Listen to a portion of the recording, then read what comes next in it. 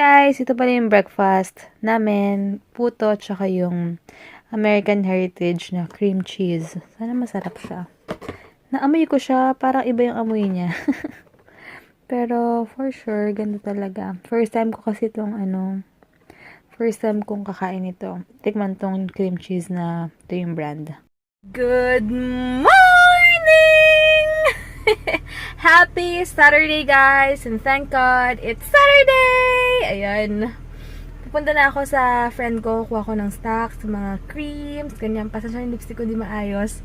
Ayun. Tapos, after nun, i-meet ko si Ate Cherry kasi may order siya sa akin mga soaps.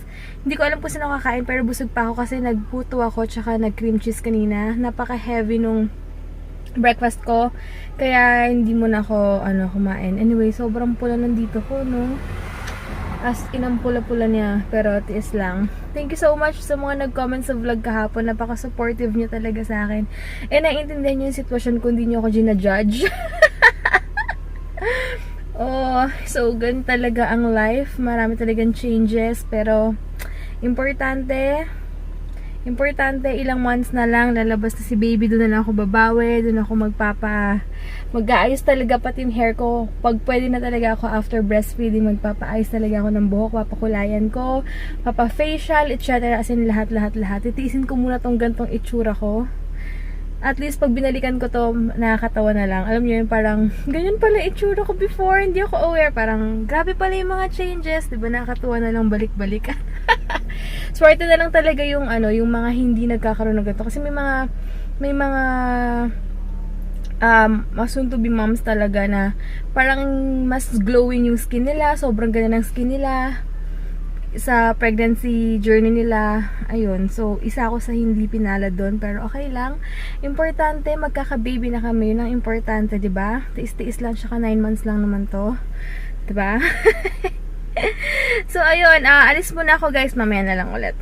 Hangat ako na si Ate Cherry. Ayun, ito in-order ko yung corn, pepper steak and mushroom gravy. Ito na pala yung lunch ko. Kain.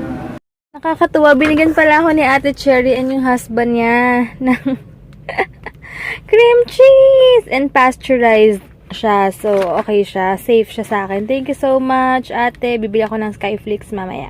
Ayan. Dito pala ako kumain. Grabe, busog-lusog. Woo!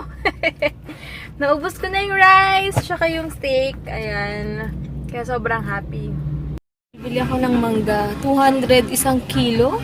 Ganun ba kamahal mangga ngayon? Kaloka. Ito na ako sa SM. Grabe, nakahanap din ako ng parking dito sa may tapat ng SM. And mas malapit siya sa sa bangko. Kasi kailangan ko mag-deposit sa sa diet meals ni Heinz for next week. Ano ba yun? Delish diet. Ayan. So, ihina ako pero kaya pa. Yung baby namin napaka-hyper, natatawa ako sa kanya. Kahit na parang baliw ako nagsasalita dito, okay lang. At least ito hindi rin mainit yung parking dito. So, lakad muna ako, guys. Ayan, to mall entrance doon pa. Grabe, wiwi na ako. Daming available na parking. Inopen na nila to dahil sobrang daming tao. Siguro iba hindi alam to. Kaya talagang pumipila sila doon. Buti na lang, ikot-ikot muna ako. Grabe yung pantog ko.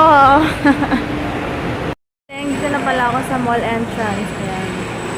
Grabe, super daming tao. What more, siguro tomorrow, mas maraming tao.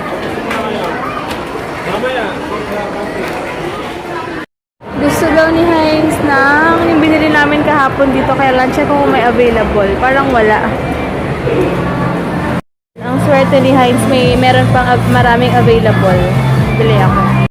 Yan, guys, bahay na ako. Hindi naantok ako pero ayoko matulog kasi mahirapan naman ako matulog sa gabi. Kakain na lang ako ng mangga. Tapos, sakto, may binigay sa akin si Ate Cherry na cream cheese. Ayan. Ay, parang ang weird ng sinabi ko, mangga tapos may cream cheese. Ay, may puto ko tsaka cream cheese. Kakainin ko na to, tsaka ito. Hey guys, ayan, kumakain naman ako ngayon ng egg crackers. Si Heinz, nakaidlip kanina. Pagod na pagod kasi maaga siya nagising. Dami niyang ginawang work kanina. So, ngayon, namamalansya na siya. Mamaya mag-ano kami. Shower na after nito. Tapos, bumili pala ako ng soap ng Acne Aid. Wait lang, papakita ko sa inyo. Ayan, ito, 260 pesos siya. Acne Aid. Hindi ko alam kung ano mas mahal yung Oilatum ba or ito. Pero, okay, safe naman doon siya sa pregnant. Tsaka yung friend ni Ate Jack from Singapore.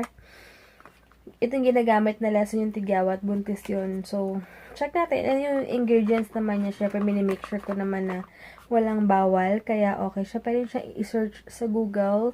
So, check natin kung okay siya, kung malilesen yung dito ko. Although, hormonal imbalance to. Pero, syempre, kung ma-avoid lang din, di ba, mas okay na. Pero, sa ma-try and parang ano siya, parang sister company siya ng Oilatum. Pero ito lang, may acne aid lang siya. Ayan, so, check natin, balitaan ko kayo.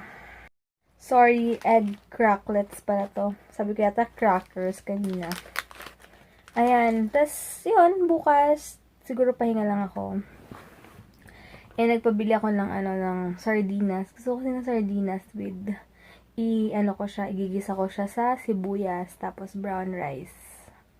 Kasi kanina, masarap yung lunch ko kanina sobra, kaya lang, dapat malesen yung mga pork intake, konti-konti lang. Basta dapat, at least balance lang.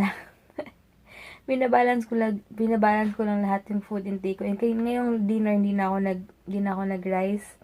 Nag-crave kasi ako ng pancit canton. So, alam ko hindi siya healthy, pero para lang hindi ako masyadong ma-deprive, alam yun.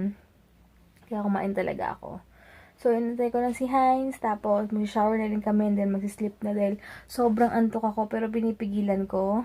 Dahil, iba yung feeling ko ngayon. Antok na antok ako, pero pinipigilan ko kasi nakakamanas. Ang bilis daw ng mga malalaki agad yung cheeks mo, yung braso mo. So, matulog na lang na maaga, much better. Yun na lang siguro yung mas okay. Ayan, mag-hi lang muna si Heinz. Hey, kasi what's up? Pagod na pagod siya today. Yeah. Taas ko, kontrolan ako. Pretty tired. So, good night, guys, and thank you so much for today, okay? Tsura. Wala ka nakaidip ng 1 hour na. Yeah. Goodbye. Sa Thursday, marami kami asikasuhin. Thursday, diba? Tama. Thursday, marami kami asikasuhin. Dahil kailangan daw picturean yung bahay, tapos kasama yung poste. Tama ba? Na nakakabit na yung ang tag doon? Yun, metro. May ganun-ganun pa pala. Yes, on Friday. Sana magkita kami ni Ate Carla. So, ayun. So, bye guys. Bye guys. Bukas na lang. Pasensya na. Wala akong masyado nag-vlog. Yun lang. Pero, alam niyo naman, ang pagpasensyahan nyo ng aking vlog everyday kung ganun-ganun lang. Dahil nga, depende rin sa mood ko.